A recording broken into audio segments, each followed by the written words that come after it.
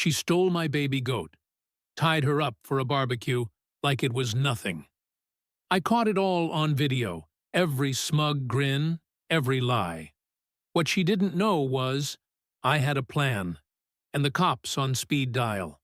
Stick around, because justice gets served hotter than her grill.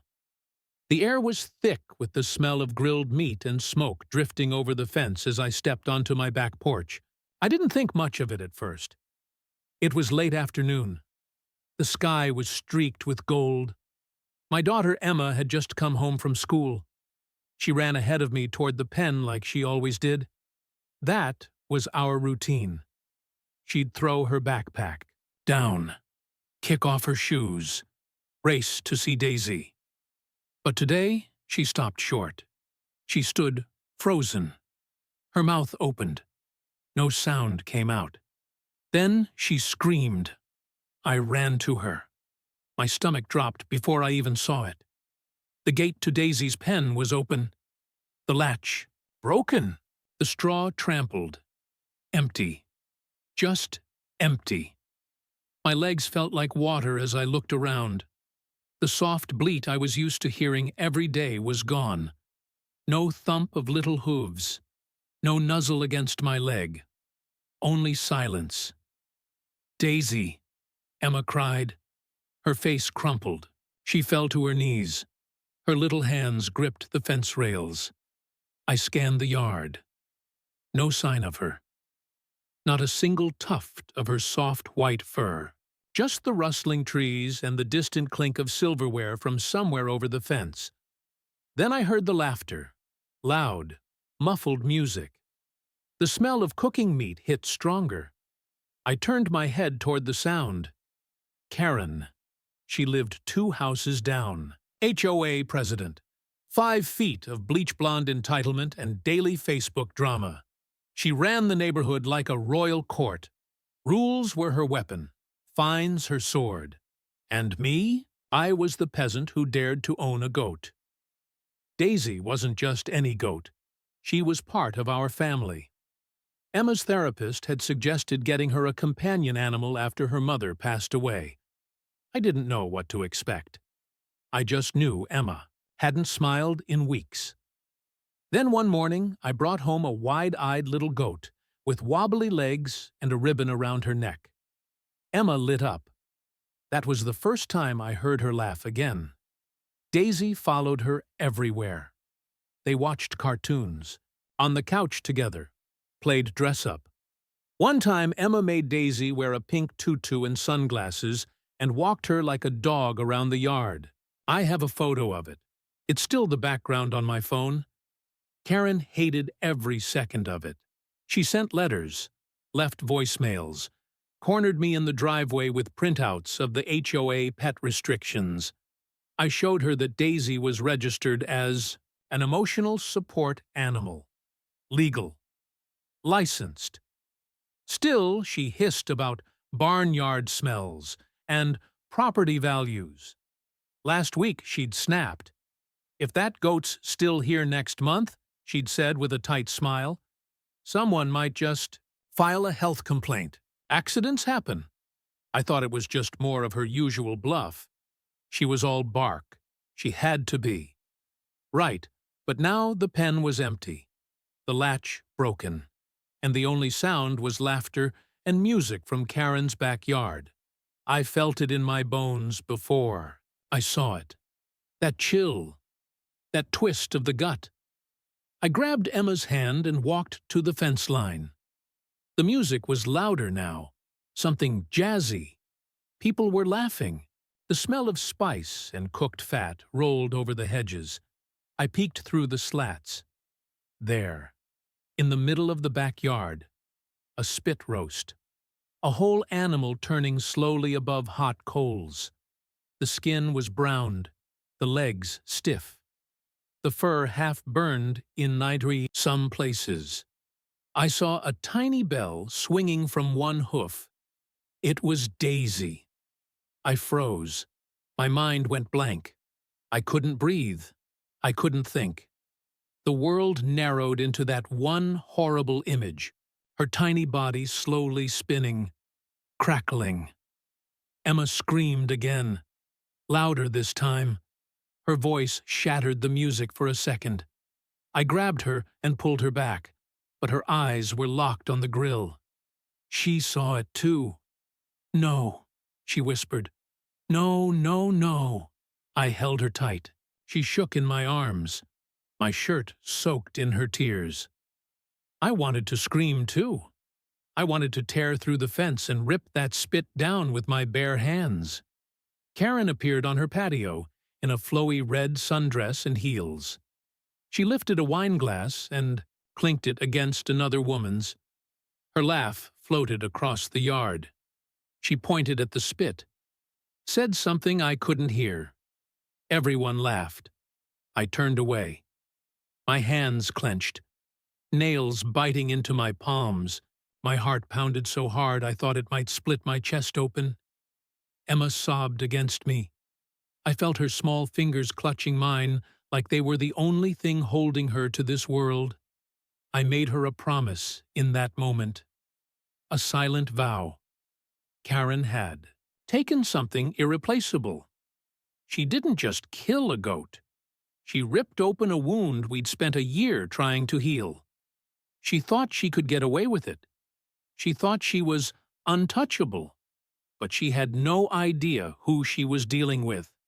She thought this was just another HOA win, but this time the rules were about to change. Emma cried herself to sleep that night, curled in my arms, clutching the little pink collar we found in the dirt beside the pen. I sat awake, staring at the ceiling, listening to the silence that had replaced Daisy's soft bleats. Something inside me twisted darker than anger, colder than grief. It was a quiet fury, like ice in my veins. I knew confronting Kerren directly would do nothing. She thrived on outrage. She would just smile, sip her wine, and tell the HOA board I was harassing her again. No, I needed more than fury. I needed proof. And a plan. The next morning, I walked Emma to school in silence. Her face pale, her eyes hollow.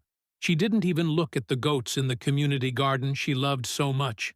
I promised her quietly, "We'll make this right, I swear." After I dropped her off, I started gathering pieces like a puzzle. I didn't know how it would fit yet, but I had to start somewhere. I walked by Kerren's house again, peering casually through the slats. I saw remnants of the party plastic cups, chairs, a blackened pit of charcoal and fat, a smoldering reminder of what they'd done. I knocked on the neighbor's door. Greg, he was a quiet man, mid-50s, kept to himself, but he had security cameras pointing in every direction. A retired Marine who didn't trust anyone. He watched the footage with me sipping coffee from a mug that said, "I'm not paranoid if they're really out to get me." There she was, bold as ever, Kerren slipping through my side yard in broad daylight, dragging Daisy by a rope covered with a tarp, like she knew it was wrong, like she wanted to get caught, but didn't care. Time stamp, clear her face, clear the direction, clear. Greg looked at me and said, "She crossed the line." I nodded. "Can you send me that clip?" He did more than that. He gave me 3 angles, 3 full minutes of footage, and a solemn nod as I left. "You nail her," he said. I went home and backed it up in 5 places.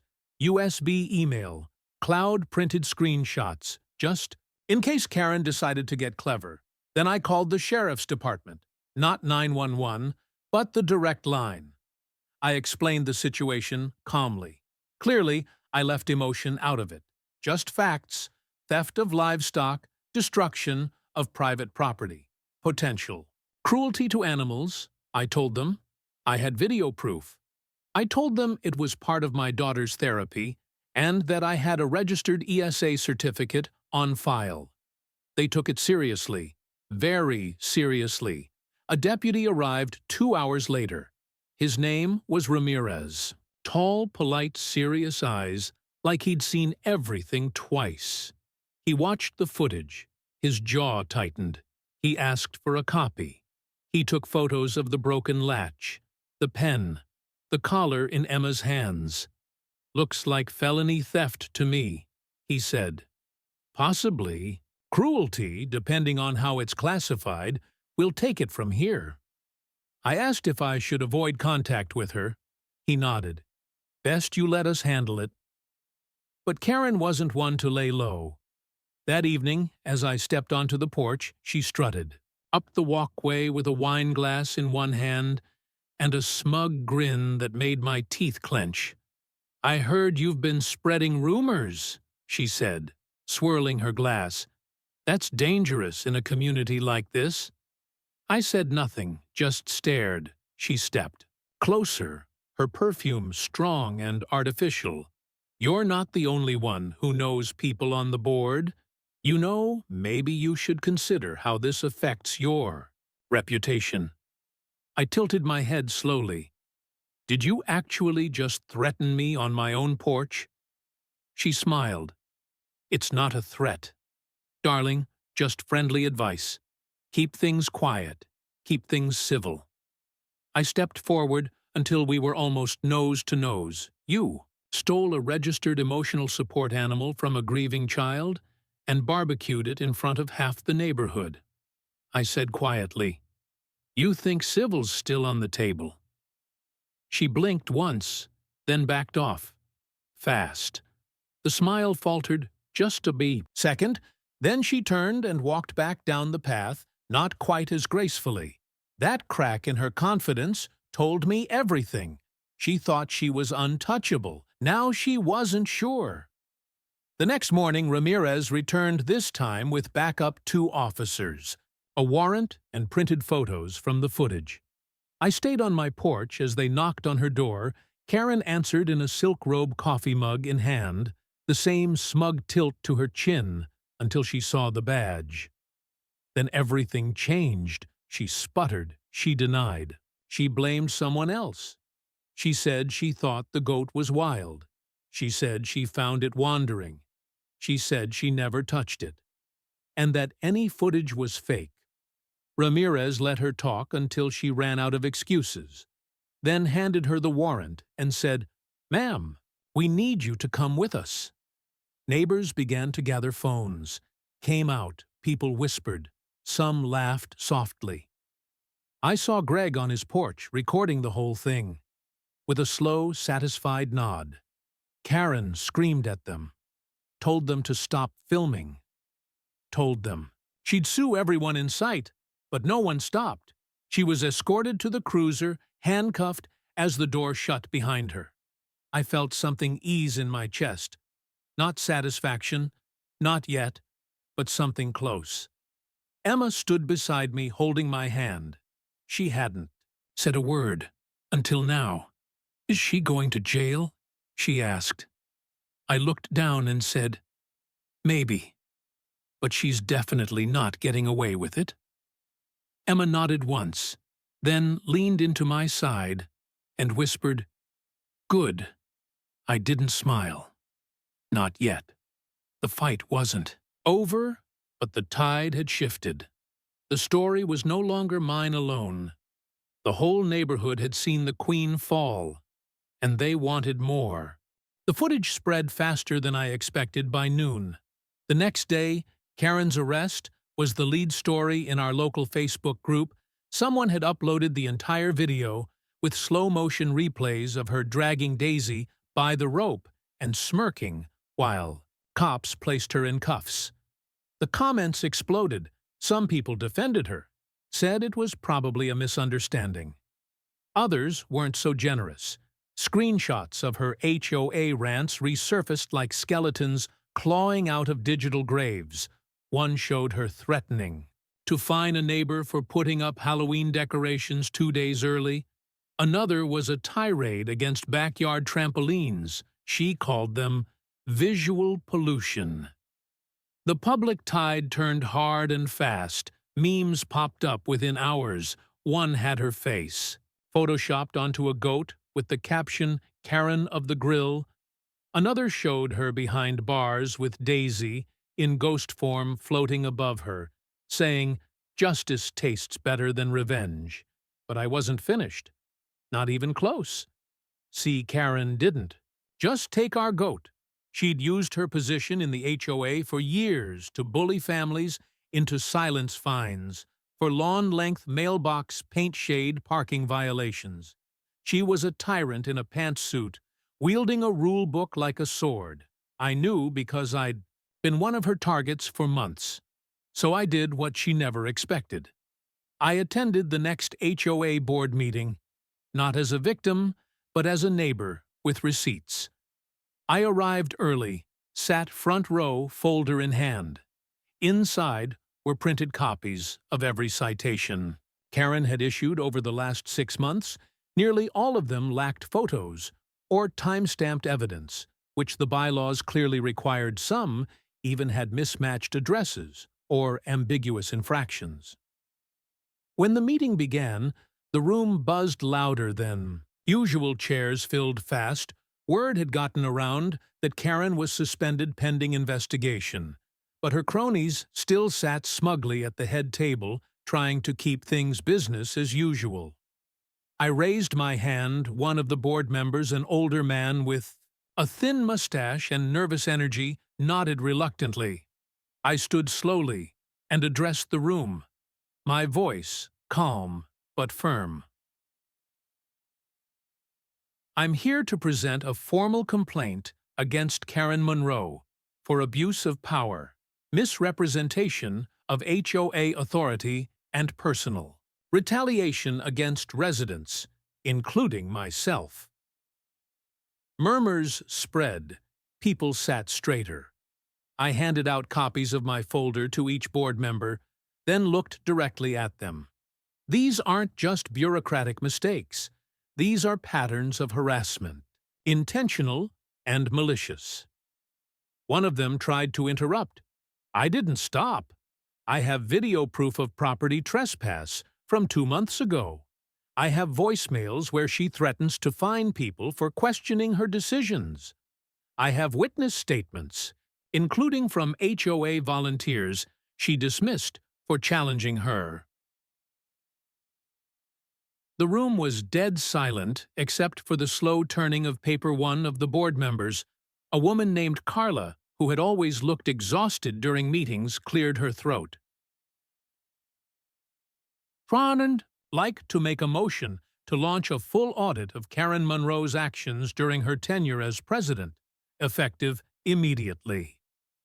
Another member seconded it fast, almost eager. The motion passed unanimously. It was like watching dominoes fall fast, precise, inevitable. The audit uncovered more than I expected. Misused funds reimbursements for events that never happened, equipment purchases with no receipts, false records submitted to justify rule changes she'd made unilaterally. Within a week, Kerren was officially removed from the HOA, permanently banned from holding office on any board within the county, and under civil investigation for HOA-related fraud. But what made it truly poetic was how it all came crashing down publicly. Ramirez called me.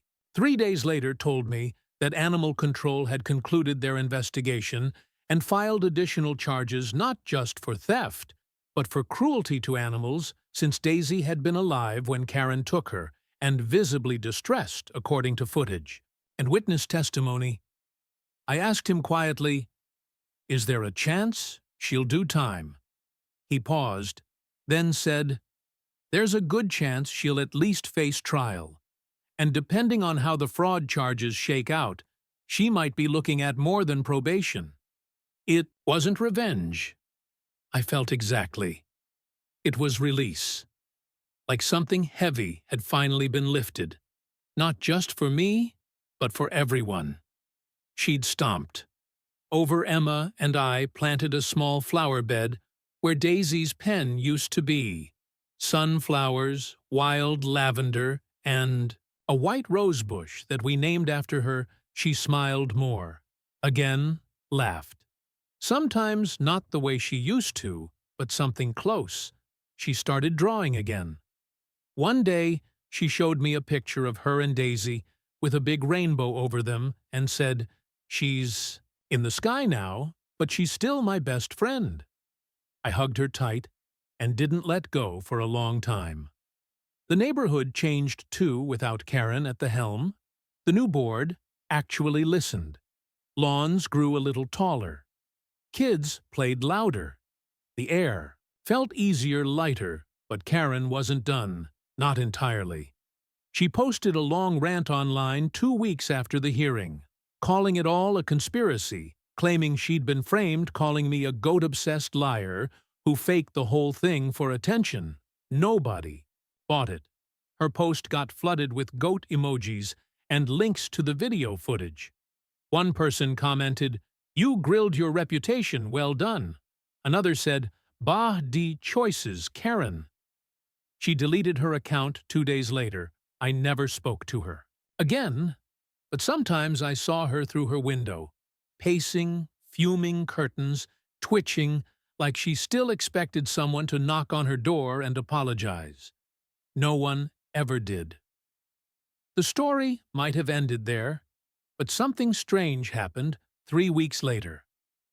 Package arrived. No return address, no note, just a small box wrapped in brown paper.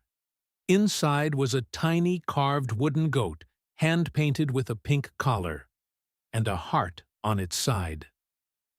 Emma gasped when she saw it. Her eyes lit up like the first time she met. "Daisy!" I held the figurine, turning it over in my hand. Someone had signed the bottom with a simple letter. G. Greg, maybe, or someone else from the neighborhood. It didn't matter. It was a symbol, a gesture, a quiet kind of justice that spoke louder than any verdict. I placed it on the shelf beside Emma's drawing, right under the window where the sun hit just right. And every time I saw it, I remembered not just what we lost, but what we took back, one truth at a time, one neighbor at a time, one voice, refusing to be silent.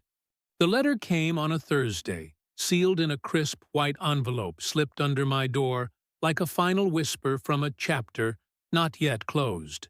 It wasn't from Kerren, it was from the county court, informing me that I'd been summoned as a witness in her trial.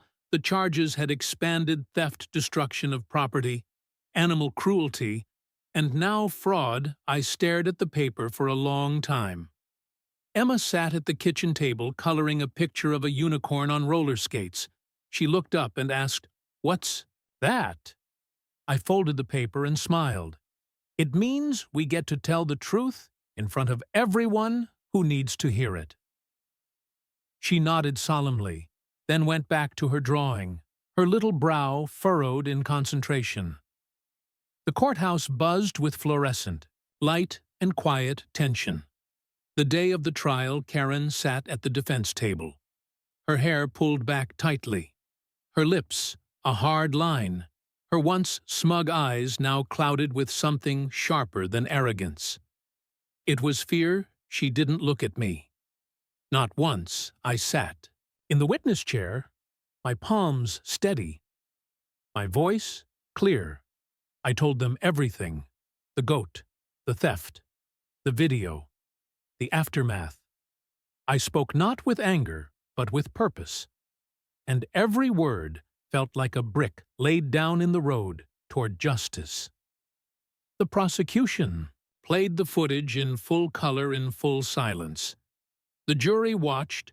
Kerren watched the courtroom, watched as her actions became undeniable, as the lies collapsed under the weight of the truth. Ramirez testified after me, professional, poised, then Greg, with his camera footage, his quiet honesty, and then a neighbor who once received a fine for having a pumpkin on their porch. Past Thanksgiving, she cried on the stand, told the court how Kerren had threatened to evict her family if they didn't comply. The defense tried to spin it. Desperation, confusion, mental strain. But the jury wasn't buying it. They looked at her like a creature they'd seen before, one that smiled while taking and only cried when caught. The verdict came after 2 days guilty. On all counts, the judge didn't waste time sentencing her to 18 months county jail, plus restitution, fines, community service, and mandatory psychological evaluation. Kerren didn't cry, not until the cuffs came out. And then it wasn't the sob of someone wronged, it was the sound of a fortress crumbling brick by smug brick. Emma and I watched the news together that evening, the headline clear: HOA president sentenced in emotional support, animal theft case. I muted the volume and turned to my daughter. "She's not going to hurt anyone else now," I said. Emma leaned against my shoulder and whispered, "Daisy is smiling." I closed my eyes and let the warmth of that moment settle deep inside me like sunlight after a storm weeks. Past the neighborhood began to bloom again. New leadership, new energy, kids played soccer in the cul-de-sac, people waved again. I saw Greg teaching his grandkids how to fly a drone over the gardens, his laughter softer than I imagined it could. I received a letter from the new HOA board, thanking me for helping restore balance, and trust enclosed was a gift card to a local garden center and a small wooden plaque that read, "For courage under pressure." I didn't hang it up, but I kept it in a drawer near the back, where my emergency files used to be, now replaced by drawings and crafts and letters from neighbors that said, "Thank you, and we're sorry, and we're better now." One day, as the sun dipped low and painted the sky in peach, and Violet, Emma, and I stood at the flower bed where Daisy's pen used to be. She held a tiny watering can and poured it slowly over the rose bush that had grown tall, proud, radiant. She looked up at me, eyes bright. "Can we get another goat someday?" Smiled. "Someday, maybe, but only if you're ready." She nodded slowly. "I think Daisy would want that." The next morning, I woke to the sound of laughter. Not mine, not Emma's. It came from outside, soft, cheerful, curious. I peeked through the blinds and saw a group of children clustered near our fence, pointing at something. I stepped outside and froze. Standing there bold as the morning light was a small white goat. Not Daisy, not even close, but a new one, curious, bright-eyed, with a pink bow tied around its neck and a tag that read, "For Emma from your neighborhood family." I blinked twice, tears rising without permission, and turned as Emma burst through the door, eyes wide, mouth open in shock. She came back. She gasped, then paused, staring. "Wait, that's not Daisy." I knelt beside her, heart-pounding voice, shaking. "No, sweetie, but someone wanted you to have a friend again. Someone who remembered how much she meant to you." Emma stepped forward slowly. The goat nudged her, hand gently, then bleated once as if introducing herself. Emma smiled like springtime, like a sky cleared after thunder, and whispered, "Hi there. I think I'll call you Hope." Hope bleated again, then trotted toward the garden, and Emma followed her, steps light as petals. Laughter returning to the place it had once abandoned. I watched them play under the rising sun, the neighborhood alive with color. Again fences, no longer barriers, but outlines of peace. And I knew this chapter was over. Not with vengeance, not with bitterness, but with healing, with growth. And somewhere in the distance, far beyond the noise of the past, I could almost hear Daisy's bleat. One last time, soft content eternal. The end was not an end at all. It was a beginning, wrapped in forgiveness, rooted in justice, and crowned by a little goat named Hope, who reminded us that even after fire and fury, even after grief and silence, life always finds a way to grow again.